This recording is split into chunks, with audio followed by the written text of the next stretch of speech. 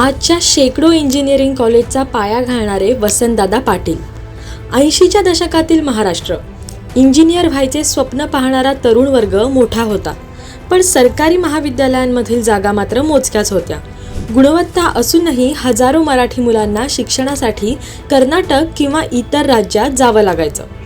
नेमकी हीच अडचण ओळखली महाराष्ट्राचे तत्कालीन मुख्यमंत्री वसंतदादा पाटील यांनी. 1983चा तो काळ. मुख्यमंत्री असताना दादांनी एक अत्यंत धाडसी आणि ऐतिहासिक निर्णय घेतला. विना अनुदानित तत्वावर खाजगी अभियांत्रिकी महाविद्यालयांना परवानगी देण्याचा. हा निर्णय घेणं सोपं नव्हतं. त्यावेळी अनेकांनी टीका केली. शिक्षणाचं बाजारीकरण होईल असंही म्हटलं गेलं, पण मुख्यमंत्री म्हणून दादा आपल्या निर्णयावर ठाम होते.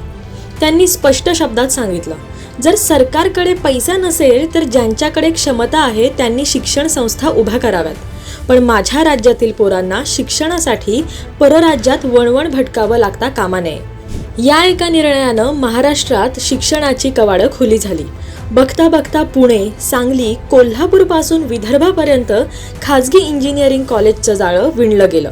ग्रामीण भागातील शेतकऱ्याचा मुलगाही इंजिनियर होऊ लागला. आज महाराष्ट्र जे जागतिक IT हब म्हणून ओळखलं जातं, त्याचं खरं बीज मुख्यमंत्री वसंतदादा पाटील यांच्या याच दूरदृष्टीमध्ये होतं.